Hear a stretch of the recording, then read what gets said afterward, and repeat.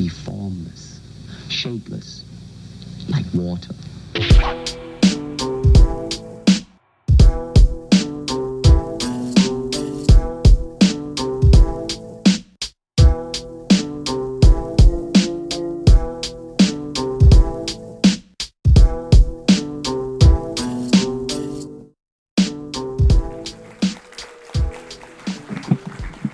Hi, everybody.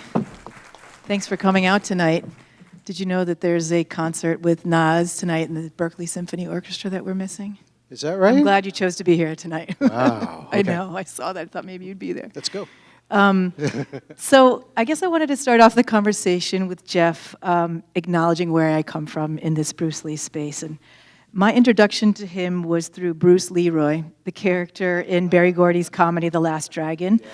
His son Brandon Lee's film The Crow, and then Justin Lin's mockumentary Finishing the Game. And the Enter the Dragon poster hung in my brother's room, and I watched some of his movies over his shoulder on Betamax growing up. But my relationship to Bruce is very different than yours, I'm sure. And so I wanted to ask, who were you in the world when you first encountered Bruce? And what was your relationship with him before you started writing the book? Thank you. And thanks you all for coming out tonight, a rainy night. Super happy to be here. Super happy to be here with you all here in the town, in Oakland, Chinatown, in the town, back home. It's so awesome to be able to be here. So I grew up in Honolulu, Hawaii, and I lived between there and here, in the East Bay and Honolulu. And I was part of the generation of folks that saw Bruce probably definitely first on TV, you know. So we would see, like, you know, Way of the Dragon. We knew it as Return of the Dragon, of course, back then, on TV, and then just were playing in the playground. You know, everybody was Bruce Lee in Hawaii, I guess. So that's how we came up. I didn't come up like my cousins, like they saw Bruce in the theaters and that kind of thing. We were the next generation coming along. So, yeah. Can you give me a quick biography of Bruce? Not everyone really knows who he is, despite the ubiquitousness of his name and brand. Mm-hmm. Yeah. Well, he was born here in the Bay Area in San Francisco in Chinese Hospital, yeah. And so by birthright citizenship, he was a U.S. citizen at birth. His parents were here to perform in the Cantonese Opera. They were raising funds for the war efforts in China at the time for the nationalist cause. And also, I think, you know, probably just trying to get that last bit of money in before what they knew was going to be a certain expansion of the war. And that came literally like months after they went back. So he was born here in the U.S., grew up in Hong Kong, barely survived the war. They all nearly starved to death. And they only really got through because the Japanese were trying so hard to make the culture workers, the folks who are performing in the entertainment industry, try to make propaganda for the Japanese cause. And so his father kind of, you know, played both sides a little bit, and was able to make sure that they got fed, like they literally got paid in rice bags, even as the Japanese were taking all the rice and like exporting it back to Japan. And so they nearly starved, but he survived. And then he grows up in a Hong Kong that's just completely transformed by the end of the Chinese Civil War, and all these refugees are pouring over the border, all of these angry young men literally in the streets. And seems like all of them like came from a particular Kung Fu school. And so they're challenging each other. They're part of this fight culture in which they're literally challenging each other to fight. Like, your school's not as good as my school. Oh yeah, well, I'll see you on the rooftop and we'll see who's better. And then 10 years later, they're all doing that, but they're doing it in movies because they all went into the movie industry. And so they're making Kung Fu movies literally out of this like culture that was like the post-war culture. So Bruce learns to fight in the backdrop of this. But he fights too much. He likes fighting a little bit too much and decides that he's got to be, you know, picking fights all the time. At the same time, he's an actor through the whole period. And so he becomes sort of a teen idol. And he actually is really agile with his body and becomes the cha-cha champion of Hong Kong. So he's got like this double life. He's like this sort of clean-cut cashmere sweater wearing like cha-cha dancer on the big screen that all the young girls love, and that he's really awkward with. He's like, you know, when they try to like flirt with him, he's like, feel my muscles. He just doesn't have any lines. He has no game. He's like, goes to the guys, just like, throw a punch at me. You know, and they'll throw a punch at him, and he twists them up in a Wing Chun move. But he gets into one too many fights, and his parents are like, no, you're going back to the U.S. And so he's born in the U.S. I know this is a really long story. Sorry, you guys. But he's born in the U.S. He grows up in Hong Kong, and then he comes back at the age of 18, literally as an immigrant. And he's flunked all his English classes. It's a British colony, but he's flunked all his English classes. So he's, you know, self-conscious about his English.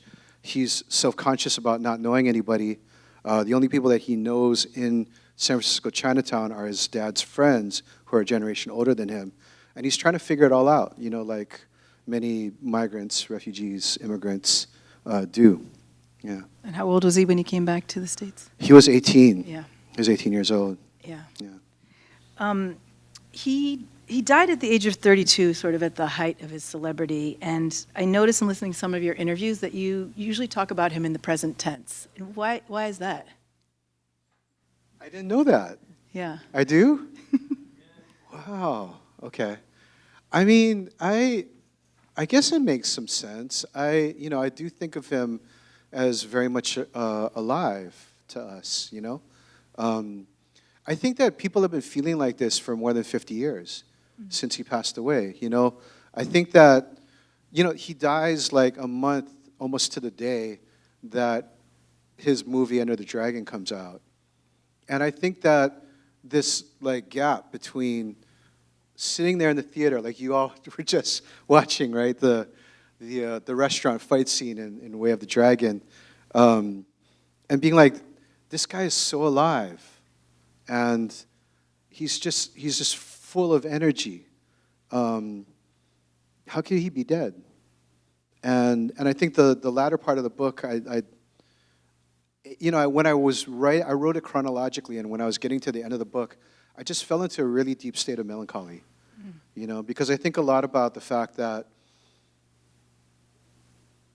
here we are, we're more than half a century later. It's taken us 2 generations to get to the point where we actually have representation on the screen, on the big screen, in the way that Bruce was like hoping to break through to get us there, right? It took us 2 generations. It took us a generation to get to Brandon and The Crow, right? And Rapid Fire even before that, right? And at the same time, you had Dragon, the Bruce Lee story, coming out, which is the source of a lot of misinformation about Bruce, mythology about Bruce. But whatever, it came out.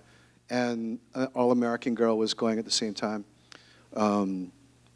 There was just a lot of stuff happening like a generation later. And then Brandon passes away tragically and suddenly.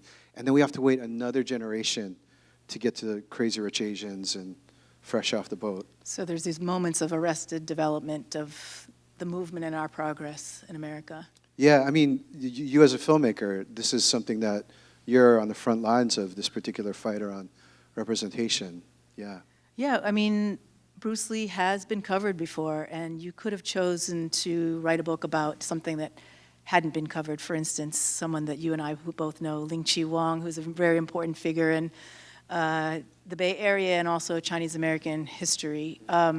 Total unknown to most people in the U.S., but you chose to write a book about Bruce. Why did you choose to write this book? Well, it happened because of Can't Stop, Won't Stop, actually. It happened because of hip-hop. Many years ago, a Korean-American editor in the industry, when there were very few editors in the industry, came to me and he's like, hey, man, you're an Asian-American guy. You did this book on hip-hop.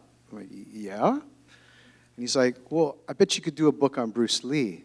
And I'm like, yeah. And so I signed up with him right away.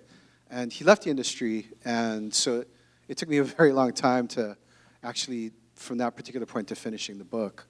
But I'll tell you, the real moment that was a breakthrough, because I was going to give up on the book many, many times. And luckily, there were women there, my wife, first of all, and then, thank you, yes. And then my agents, and finally my last editor, Rakia, who like kicked me in the ass and said, you got to do this. We have to be able to tell Bruce's story our way. And during the pandemic, I was kind of on this track to write another sort of celebrity bio, and that genre, basically the theme of a celebrity bio is this person is not as good as you think, Like they had flaws, you know what I mean? Like maybe they put their pants on backwards sometimes, or they had extramarital affairs. Like they're just not great folks. That's the genre of the celebrity bio. And I was like, I'm really not interested in that genre. But during the pandemic, when we're all feeling it, right? We've got foot patrols out here in Oakland, Chinatown. We're worried for our elders. The women in our family are really taking it, like receiving all kinds of, hatred. The image of Bruce really starts to pop up. Like you could walk down a couple of blocks here and you could see Dragon School murals, right? The martial arts place. It's the yeah, right on Alice and that's right, 10th, right on there. Alice and 9th and 10th, yeah. And Bruce Lee was popping up everywhere as an image that we wanted. It seemed like we wanted to project to each other at that. And I was like, oh, that's the story. This is what it is. And so that's sort of that plus all the ass kickings like drove it home for me. And I did most of the writing of the book in the last 3 years. Oh, well, I kind of wanted to, I think it's really important what you said. We had to write this story. White folks and other folks have been writing his story for decades. And recently there have been some notable, prominent contributions by Asian Americans, which I want to shout out. Phil Yu, Angry Asian Man, did an exhibit at the Wing Luke Museum.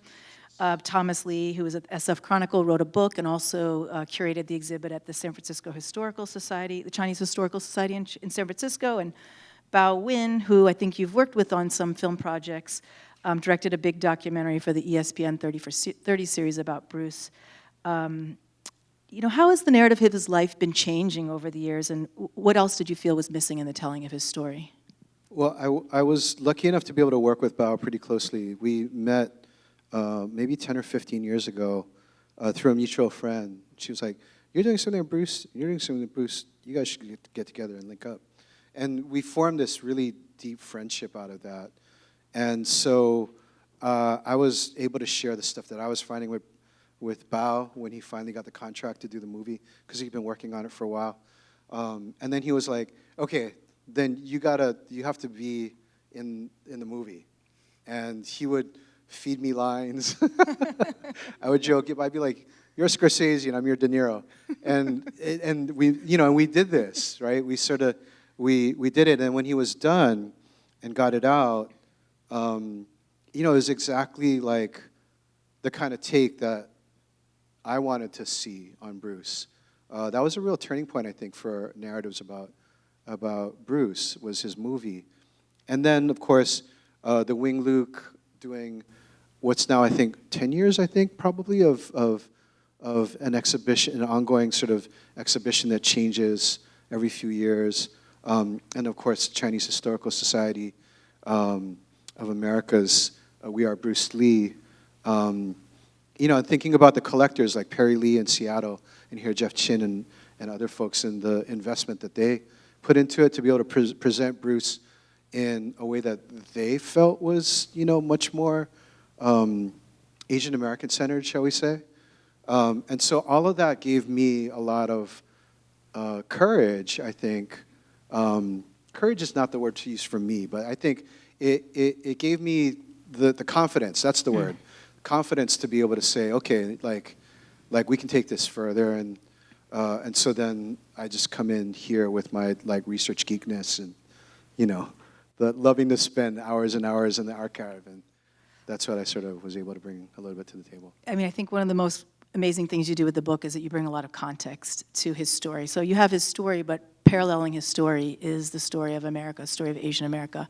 In particular, were there things that you thought really lacked context for his story in the past? Oh, so much. Yeah, so much. I thought I knew Bruce Lee, but as I got into the research of it, I was like, wow, I really don't know anything at all.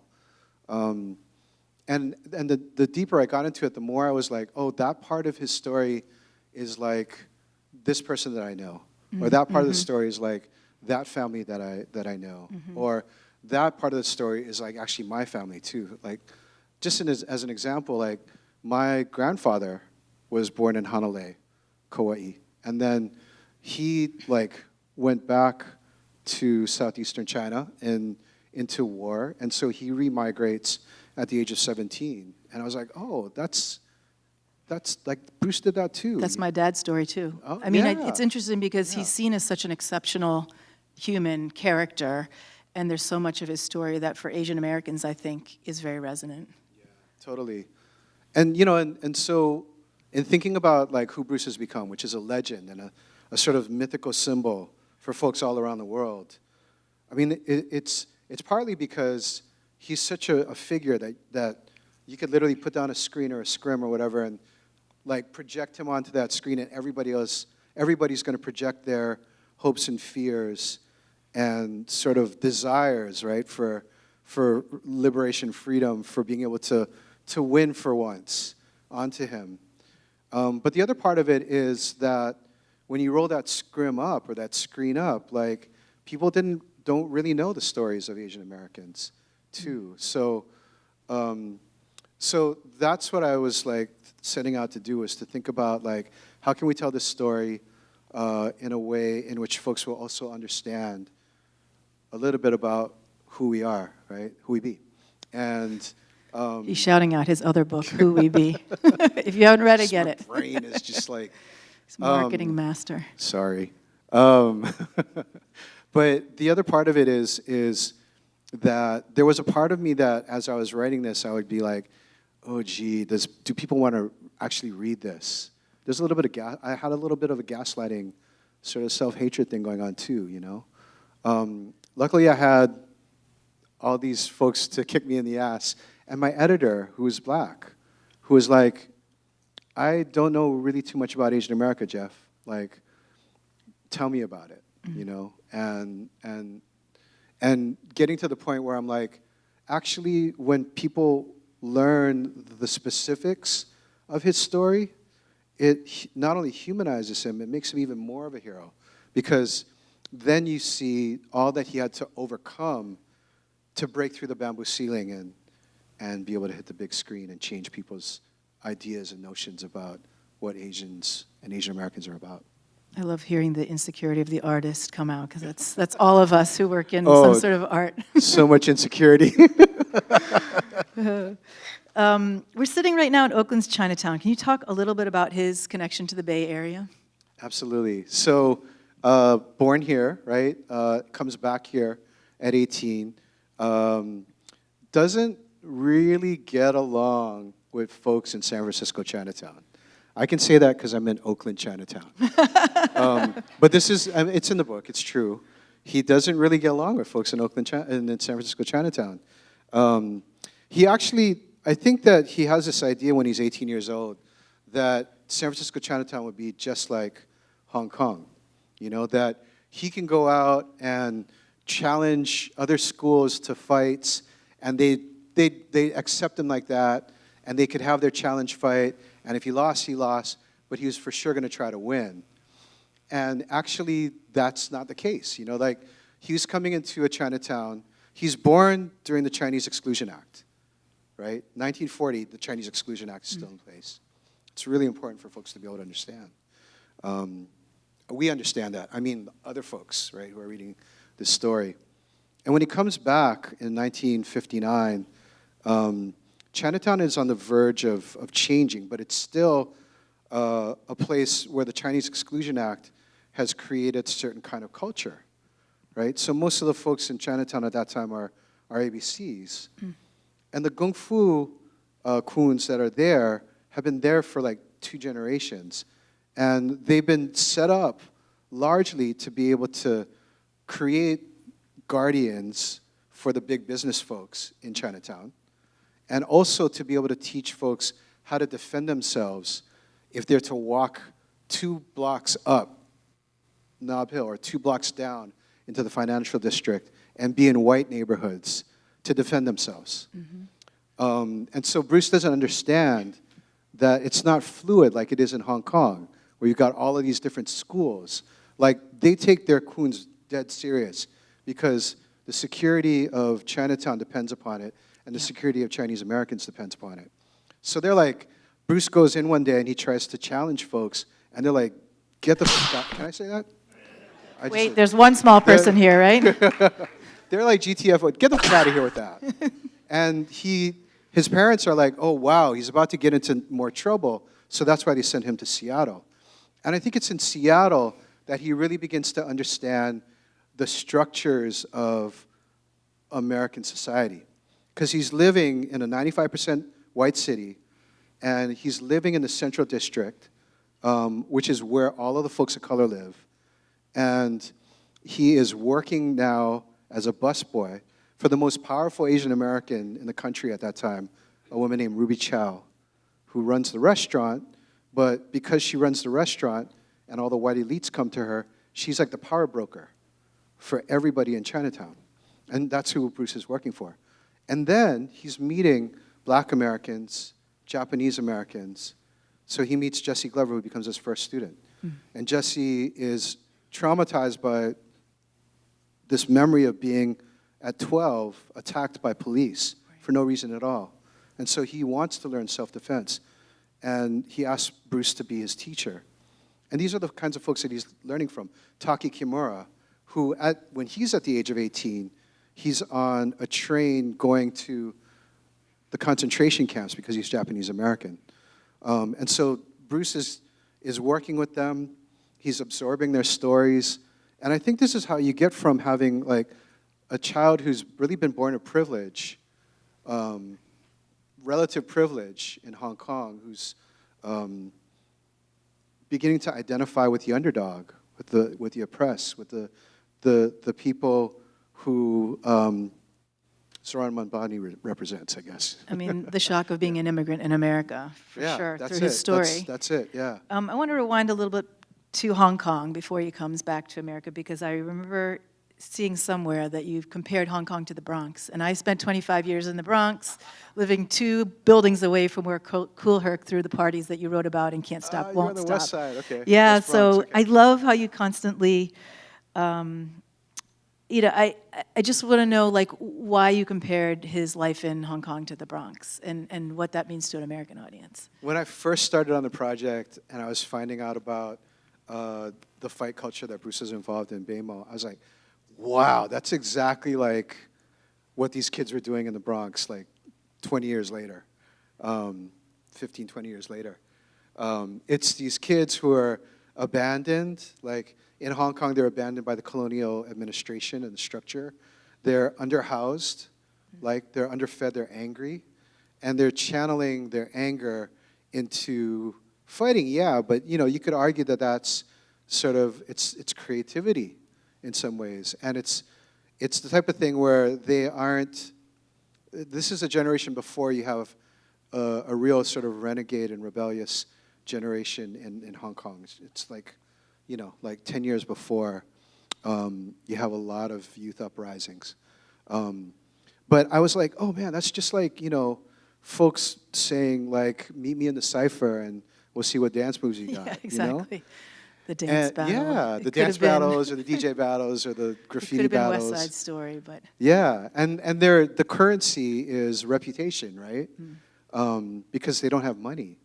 And so I was really like hot on that idea when I first started going into the book. And I guess I was lured in by being able to read his papers firsthand, which, Shannon Lee granted me the access to his papers, and then sort of learning about actually a lot of his insecurities, Right. right? Because he's thoroughly an artist and that kind of thing. And that even humanized him more for me. But thinking about like the kung fu movie kind of culture, and then understanding that it comes from like, the sort of Beimo fight culture, and then thinking about like the gangs in the Bronx and how they form a peace treaty, and that like leads to the birth of hip hop 2 blocks away from where you were living. Yeah. I want to know more about your research process. Do you speak Chinese? What was it like to explore the source material that came from both Hong Kong and from the original Chinese language sources, and then from the Lee family? No, I'm thoroughly ABC. HBC, Hawaii Born Chinese. And I would say, like, just to be upfront, like my mom's side, 7th generation, wow. And then my father's side, like 4th generation, but maybe kind of more 3rd because my grandfather remigrated, as we were talking about. So I took some Mandarin in high school and learned a few characters, and like was a really bad student, just like Bruce was in his English classes. So that was me with Mandarin. But so I had an amazing team. My translator, I love to brag about her. She got her master's here at Cal in Chinese literature. She is a traditional Chinese medicine person. She's like getting her PhD in that now. She studied Wing Chun, and she also like on the side like ran the Elizabeth Warren campaign in New York City. Wow. But she was like my guide through a lot of these papers and. Did you start with the papers, or did you start with the movies? What did you start with? I started with the magazines, actually, if you want to go all the way back, because I Chinese came up. language things. No, actually, a lot of English language things. Okay. Yeah, because I came up in hip hop journalism, and so I knew that there was a rich culture of martial arts magazines, pretty much from like 73 onward. One of the after his death, right? Well, actually, even when Enter the Dragon was first coming out, and Black Belt magazine preceded that. I later learned that Black Belt magazine was started up by a guy from Hawaii, actually, who lives like less than a mile from where we live in Honolulu, and he's 97 years old. He walks with a cane, but he still kicks his heavy bag every day. I mean, this guy, like, badass. But he had started Black Belt magazine in the mid-'60s, and as Kung Fu was moving through this period in which it was getting really popularized in the late 60s, Bruce became sort of the face of this new generation, if you will, of martial artists who were beginning to mix the styles up. He wasn't the first, and now, of course, we have mixed martial arts, but he was certainly like the one who gave a face to it, he was a great writer. He gave a philosophy to it. He argued with people on the pages of Black Belt magazine. And then when he makes the switch to the Green Hornet, the magazines shift with him. So I was like on eBay. They shift with him to start covering martial arts in film and on TV. And so when I was starting out, I was on eBay trying to buy up all of these martial arts magazines, trying to find people who had stashes of all these old martial arts magazines, because you'd have like these firsthand accounts, these like transcripts sometimes, just straight Q&A of all the folks who were practicing at the time. And then when Bruce passes away, the next generation of writers is seeking out all of Bruce's friends. So these were like really actually super important, like secondary sources, I guess you could say, but you could even call them primary because a lot of them were just straight transcripts. Wow. Yeah. I mean, I know that you did a lot of research for this book, and I know there's a lot of Bruce Lee out there, so you were in some part reviewing what's already out there. What is new in the book for you? What do you think is the most fresh material that you're offering on Bruce Lee? Um, well, I guess I could say that one of the things I was trying to do, and you all will be the judge when you see the book and read it, was to try to like create a psychologically convincing portrait of Bruce. To me, I've read a lot of different accounts of Bruce's story, and not all of them add up in terms of the choices that he seemed to have made at different points. But I think being able to have access to the papers, being able to have all these like magazines, and then being able to it was a third thing that I did, was to do a lot of interviews with the surviving friends and family members of Bruce, and then to kind of like carefully really reconstruct the chronology of what he did, you know, from literally from day to day, from week to week, from month to month. I think that I was able to put together something that might feel like, oh, that's why he chose to do that, you know, or oh, that's why he decided not to do that, or that's why he talked in this kind of a way in this interview, or that kind of thing. Because I think a lot of the previous, not all, I really don't want to say all of them, but many of the previous accounts of Bruce would take different kind of parts of his life and mash them up out of chronology, out of sequence, and then you get sort of this muddled picture. So that was what I was really trying to do, that and to put it against the backdrop of what's happening in Asian America during that period as well. And who was your favorite interview? There are so many that were so great, but I just want to acknowledge, she was one of my first interviews, but I really want to acknowledge Amy Sambo Yamamoto. She passed away about a week before the book came out. And I was happy and lucky enough to be able to make sure that she was able to get the book before she passed, and her daughter was able to read it to her. But she was Bruce's first super crush. Like, he really wanted to marry her. And she was just like, you're immature, dude. And that was wild, right? Like, in many of the books, you know, it's like Bruce comes off as like the man's man, and the man all the women want to meet, and all that kind of stuff. But she was like, she wasn't having it with him. And she was also just somebody who had been through so much. She, at the age of, I think, 4, was incarcerated. Wow. And then she came out of the camps and her father passed away. So she grew up with a single mom, and she had to forge her way in the Central District, right? Living right next to a brothel. And she goes on to become like a star student. She's working like 3 jobs when she meets Bruce. She's got plans and ambitions, and she's, like anybody would be, attracted to Bruce. She is a dancer, and she's also a singer.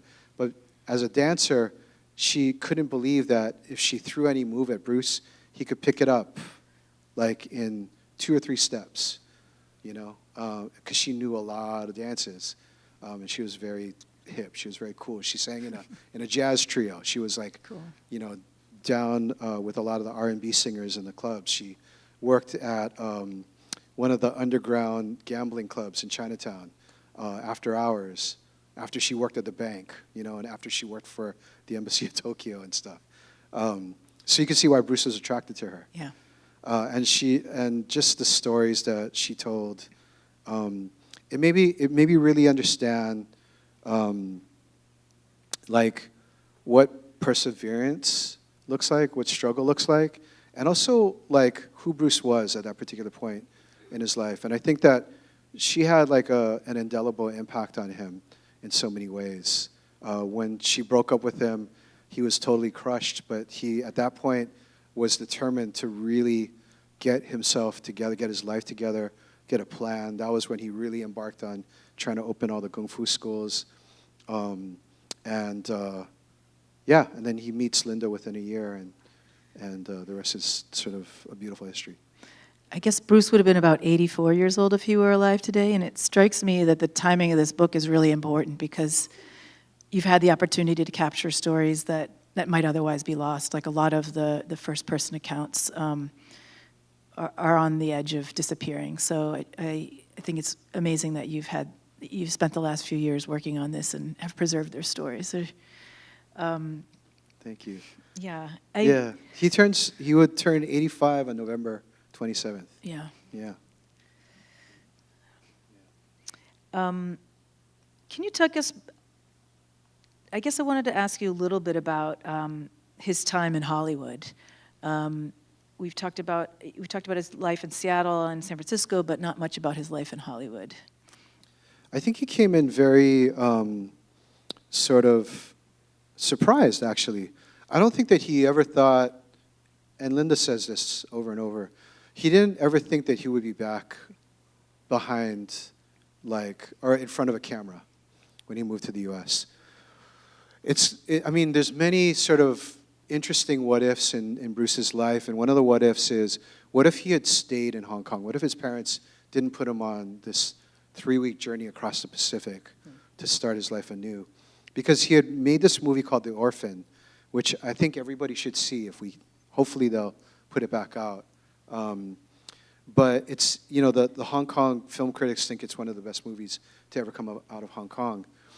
And when it was sort of a rebel without a cause type of story, and it was meant to sort of capture the ambitions of a new generation of Hong Kongers coming into the 1960s. And so after he did this performance, he was on the boat. And so the movie opens in Hong Kong, and it's a sensation. And all of these directors, like Chang Che, who ended up being one of the biggest kung fu movie directors, he's like, find Bruce. And he gets word back, well, Bruce is gone. He's gone to the US. Nobody can find him. That was a big, huge, what might have been, And instead, he is, I don't know if you want to call it stranded in the US, but he has no idea what's happening with this movie, how big it is, how important it's becoming to the cinema in Hong Kong, that it signals sort of this new era. And so he goes down to Long Beach to do this thing for Ed Parker, the Long Beach Invitational Karate Championships. And Ed Parker's from Hawaii, so he knows all the different types of styles. He's been in this sort of culture in which they've been mixing up martial arts for 2 generations already. And he comes to here, and he wants to have the showcase for all of these different types of martial arts styles, these fighting arts from Asia and the Pacific, so to speak. And so he arranges for Bruce to give an exhibition, and there's Hollywood people that happen to be in the audience. And so word gets around, and he gets a call to try out, to audition for this new TV show that's coming up. He just gets his call in Oakland one day at his house in Maxwell Park. And he fields the call, and they're like, we want you to audition to be the #1 son of Charlie Chan. See, you all know, right? And I would say that in other audiences, and they'd be like, what's wrong with that? But that's the kind of job that he could get, right? He would have been a star. He would have been the first Asian American on TV as a lead, but for Anna May Wong a few years before that, who by that time had passed away. And of course, the show doesn't get made. But he's like, hang around, stick around, William Dozier, the guy who's offering this part. Hang around, stick around, you can be the sidekick to the Green Hornet, who had started off as Kato, like Kato, right? A Japanese guy way back in the day, but they pronounce it Kato because they're white. And Kato becomes Filipino during the late 1930s. Then he becomes Korean, and by the time they get to when Bruce is auditioning for the part, they're like, he's just Oriental, doesn't matter, right? And so Bruce doesn't know any of this background. And he's just convinced that he's not going to play Hop Sing type character in Bonanza, because Hop Sing has a Q and he wears a little Manchu vest, and he's not going to be a Manchu. Like, those are the folks that they were fighting against, right? But he has no idea that he's about to be in this role. He was going to be the #1 son, and now he's like the #2 to the Green Hornet. And the fall is really big, because now he's a cook, he's a manservant, you know, he's the driver. Like, the Green Hornet is the guy with all the power. He sits in the back seat. He has his little gadgets. He's like, drive, Kato, drive. Or kung fu, Kato, kung fu. And Bruce gets there and realizes for the first few episodes, he has no lines at all. And so he's like, what's like, I can do all these things. No, you just save the Green Hornet's ass every episode. Because you get to the 20-minute mark, and the Green Hornet has got himself in an inextricable, like, problem, and he can't fight for himself because he's the guy with the gadgets. And so Kato has to come in and kick ass and save his butt, right? And so halfway through, and this is Perry Lee telling me this, because he was a collector. He was one of those kids that came up with the Green Hornet. So halfway through the season, the Kato dolls start outselling the Green Hornet dolls, because the kids know who's doing all the work. Right. Right? The kids are looking at it. They're like, Kato is the man. Like, the Green Hornet is just like giving orders, right? He's the boss guy, right? So when that happens, they're like, okay, maybe we got to do something about this Kato character. We have to develop him. And Bruce is already like, I got a script for you. And they're like, well, we don't need that script, Bruce, but we'll create this sort of thing. And he then works in to these scripts, like more Kung Fu, and he works in some of the ideas of Asian philosophy into these scripts, so that by the time the show ends, and it doesn't ever do really well, but by the time the show ends, there's just a flood of letters coming into Black Belt magazine that are like, we need more of this guy. Yeah. We need to see more of what he can do, and we need to hear more about what he thinks about Asian philosophy and how that applies to what it is that he's doing. So he thinks he's on his way. But then for 4 years, he can only get bit parts. And he begins to understand, like, after 4 years, man, maybe they don't see me the way that I see myself. Like, he's thinking to himself, I see myself as a main character. These guys don't. And it comes to a head, you know, when he makes the choice to go back to Hong Kong. He's up for the part in Kung Fu, the TV series, which there's nobody who has made more of an impact in popularizing Kung Fu in the U.S. or Kung Fu in the U.S. than Bruce Lee. And all of his Asian American friends, George Takei, they're like, oh, that part's up? Oh, we're not going to go out for that. That's Bruce's part. And he goes in, he gets the audition, he goes into the TV guy's office, he drops his athletic bag, he throws a punch at the guy, he pulls his nunchucks out, he starts waving in the guy's face. The guy's like, whoa, whoa, whoa, whoa, whoa. And he gets a call next day. The producer gets a call from the other producer who sent Bruce in. And he's like, what do you think of the kid? He's like, oh, man, he was incredible. I think he's too authentic. And actually, nobody's going to understand the way he talks. And so he doesn't get it, and they give it to David Carradine, who, you know, is in yellow face. Tape on the eyes, yeah. And then he's like, okay, I understand really now what they, you know, it's that Ice Cube moment. Like, here's what they think of you. The hip hop folks know that, right? You know, yeah, you know what I'm talking about. Yeah, here's what they think. This is what they think of you. You know, so he's like, okay, then I'll go all hard in Hong Kong. And for a year and a half, he becomes the biggest star in all of Asia, and that gives him the juice to be able to go back to this guy, the producer, who sent him to the TV producer, and say, okay, well, let's do something now. And the guy's like, yeah, we got something for you. You mentioned Bruce Lee and hip-hop, and I know your background is in hip-hop. You've written books about hip-hop. A lot of lyrics mention Bruce Lee. Do we put too much into the solidarity angle with Bruce Lee? Did he do enough for other communities? Did he ever stand, you know, he went through a lot in his own life. He faced a lot of struggles, but here we are in America. You're placing this in an American context where a lot of communities are struggling. did he ever get to a point where he was ready to uplift other people, whether he's ready to be a leader in more than the film world? No, I don't think that he did. And so there's some people who might criticize the book for being like, well, Bruce wasn't an Asian American. He didn't call himself an Asian American, which is true. I think that the two things are happening simultaneously, you know. Bruce is rising, and Asian America is rising, right? And this is happening in the late 60s, going into the early 1970s. But he was by no means, and he had no interest really in politics. At the same time, he really understood what the struggle was. Like I said, you know, the friendships that he formed in Seattle, and then he's in Los Angeles, and one of his best friends is Lew Alcindor, who becomes Kareem Abdul-Jabbar, actually while they're still, you know, working out and doing the thing.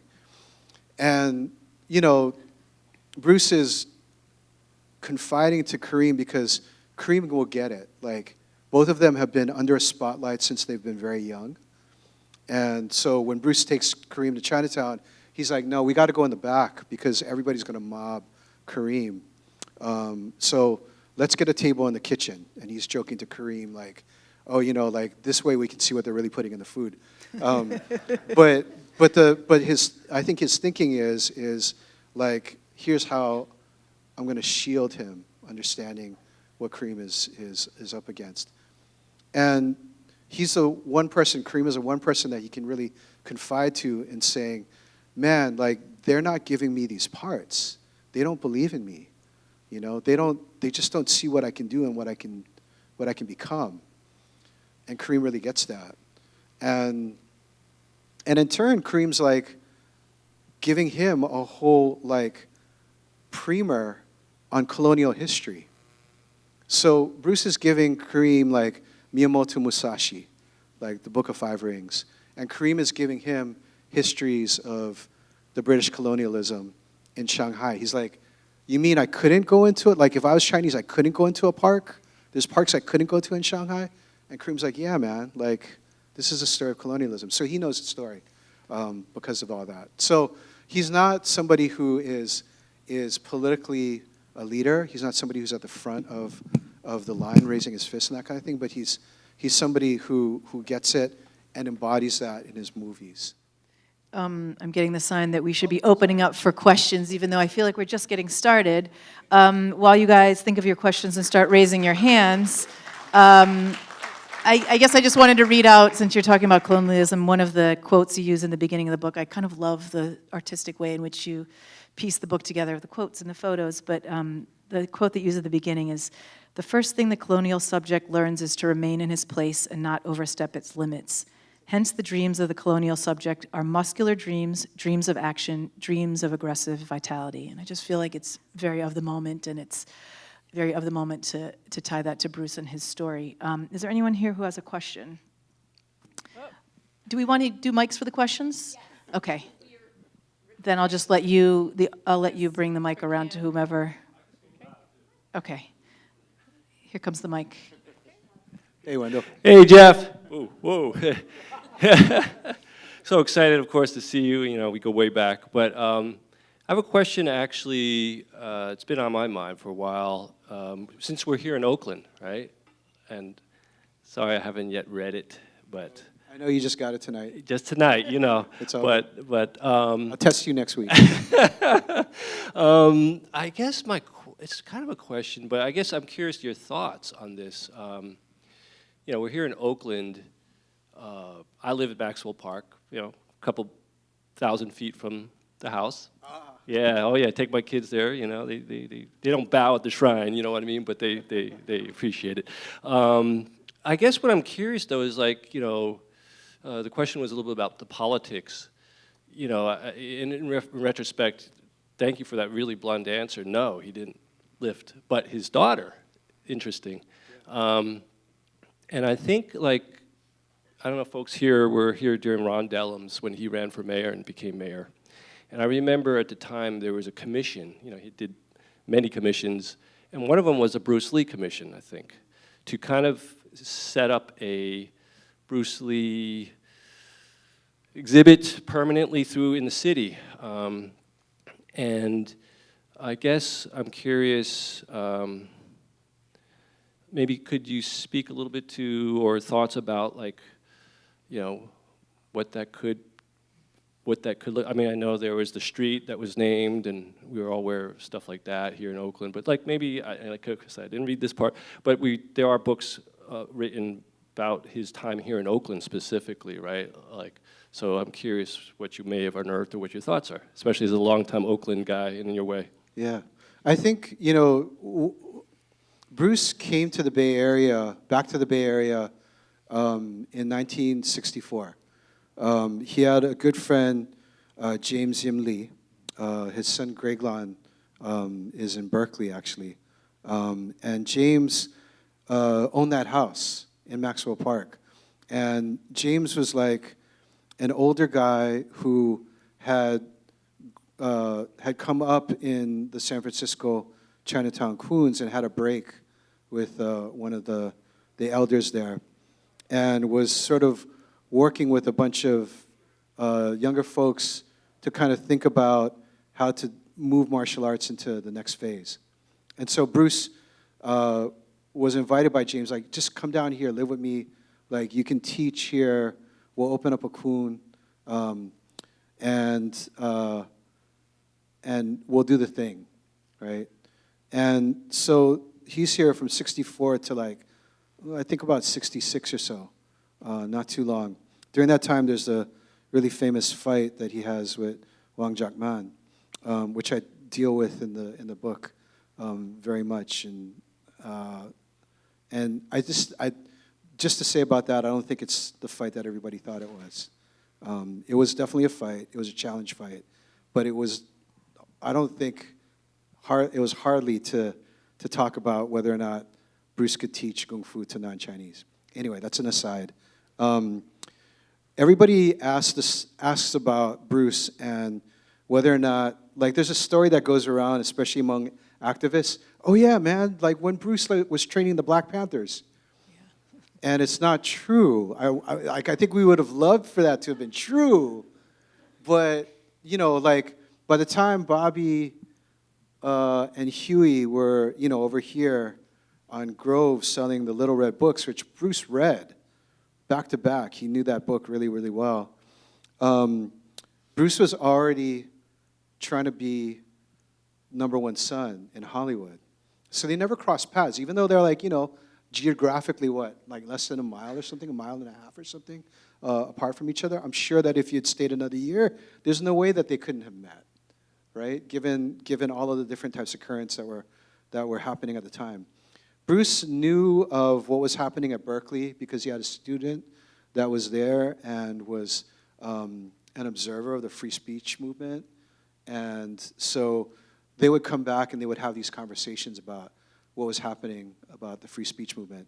And I'm imagining that it's possible that he might have taught some folks who were active in the anti-war movement, which then grows into becoming the Asian American movement, like 2 years later.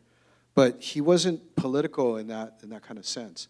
What he concentrated on when he was here was really refining what becomes Jeet Kune Do. And so they're, like, on the floor beating the hell out of each other every day, testing out all of these different types of fight styles on each other.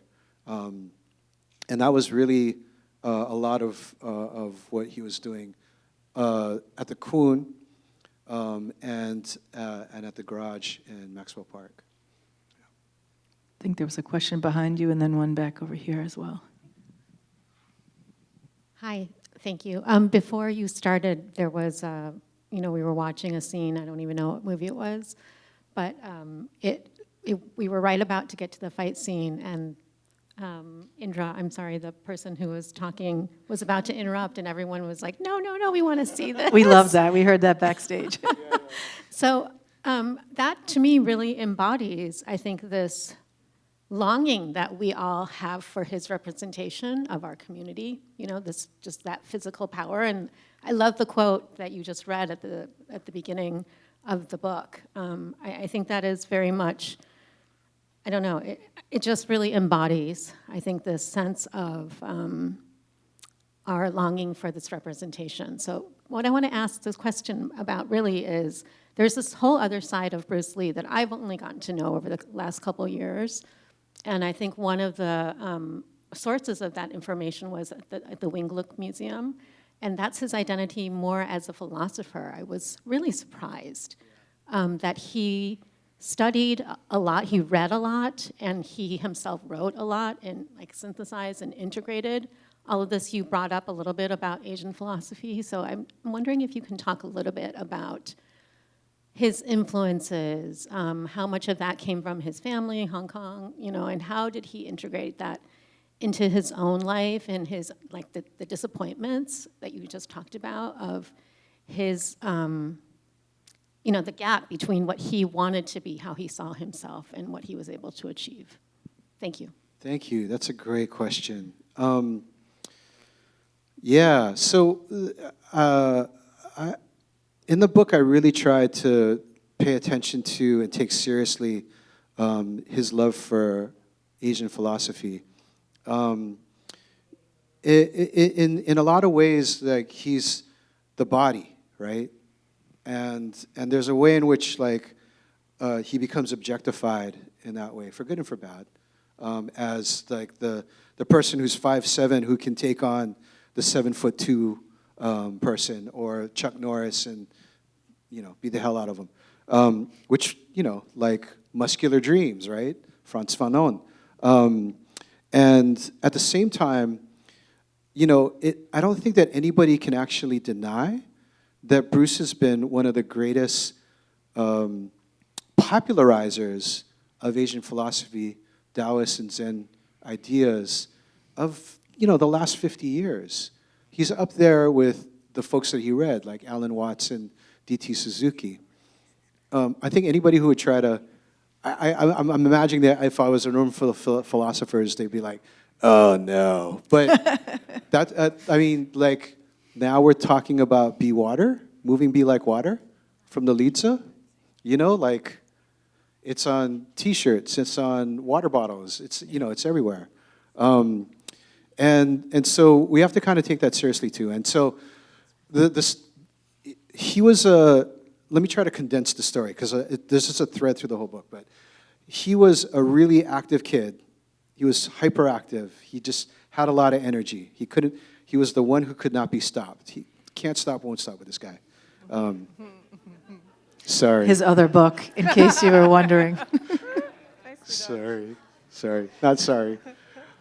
But he couldn't be stopped, right? And he had a lot of energy, and his dad was like, maybe if he learns some Tai Chi, if he comes with me to the park and learns Tai Chi, he'll calm himself down a little bit, and he might get into the ideas behind this. Didn't work. Didn't work at all. He only really comes back to Asian philosophy, I think, judging by the papers, when he's told he's going to the U.S.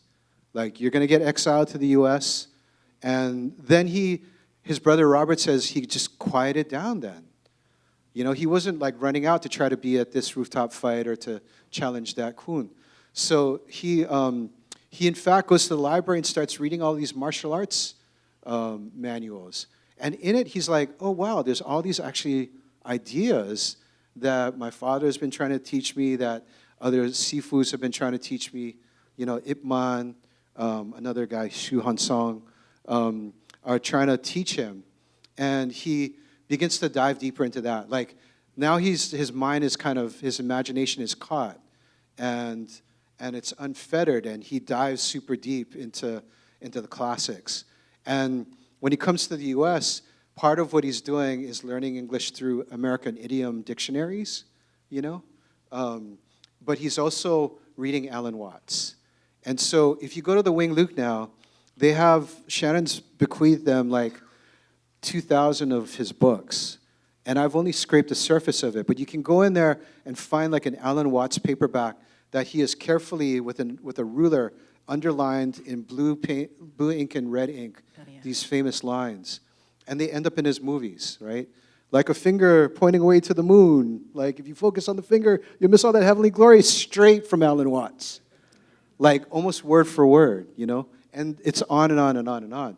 And so the title of the book, Water, Mirror, Echo, is actually these 3 lines from the Lizi that he encountered as a translation in a compendium in this Asian philosophy that he was reading for this Asian philosophy class at UW. And the words were, moving be like water, still be like a mirror, respond like an echo. And he thought about this his whole life.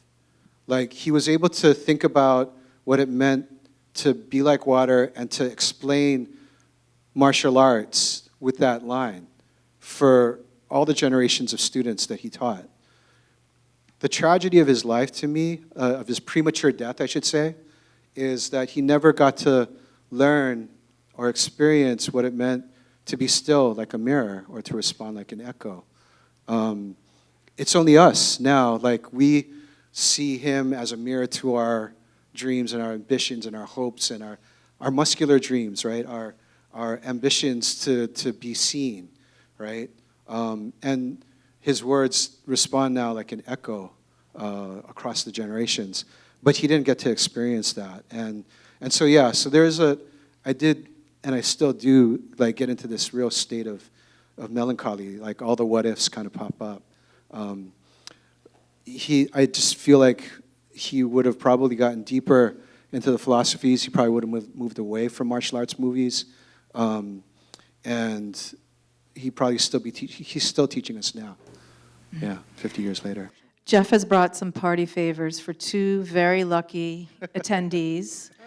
You must be able to answer Bruce Lee trivia in order to get one of these bags. So get your brains working and your hands working. Do you want me to ask a question, or do you want to ask one? I was thinking, take another question for the audience? And we're at 8:15. Oh, we're at 8:17. Shit, okay. He has an early Sorry. flight tomorrow, so we do have to, I think, sadly, Okay. as exciting as the conversation is, wrap it up. Okay. Do you want me to Yeah. ask a question? I guess, do you want to ask about the trivia. house? I mean, we could ask, does anyone know what color? Oh. Does anyone know what color Bruce Lee's house is in Maxwell In Park Maxwell- now. now? Yeah. Maybe Except for you, Michael. maybe we won't You've already ask got the you book, unless you're the so only you already got the person. book, yeah. There's one back. How about this person in the way back? Yeah. Say it. No. Oh, that's it. You only have like 5 choices of colors, so anyone else have a guess right here? Someone said they. It's not blue. Oh, someone said they lived in. How about right Maxwell here? Park. Nope, it's not red. Oh my. Yes. Yes, it's yellow. It was too easy for you, I'm sorry. Jeff will probably give you a special parting gift anyway. So we have some drink. We have a drink here from Wynn Coffee Supply. We have Wacha peanuts. Wacha, I think that's how you pronounce it. Wacha peanuts. And this beautiful Water Mirror Echo tote bag. Yes. Jeff, do you have another Got question? another one just like that. Yeah. Do you have another question? Does anyone know, how many, like, raise your hand if you really know Bruce Lee. I want to see, like, take a temperature of the room. Or know Jeff as a writer. Does anyone know who his partner was when he won the Cha-Cha Championship? I think we can't let you win twice. How about this person in the front You already row? won. It was his brother. Great job. We didn't think anyone would Oh, be able to you read answer the- that. I know you read the book. He read the book. Yeah. Here we go. I think we have to move on, and Jeff is going to be signing books. Jeff, where can people find you online? Instagram at Zentronics and watermirrorecho.net. And we're assuming they're going to buy the book tonight, but otherwise they can buy the book at any independent bookstore At in any America. independent bookstore, yeah. Or bookshop.org, yeah. Especially East Wind. I wanted Especially to East leave But- you guys with another quote from the book, because I think Jeff did just such a great job of this presentation of Bruce Lee. It's a Frank Chin quote that says, "All art is martial art, and writing is fighting." So while you applied that to Bruce in the book, I think we should applaud you for all the work you've done and apply that to you as well in your work. Thank you so much, Ursula. Really appreciate it. Thank you all for coming. Really appreciate it.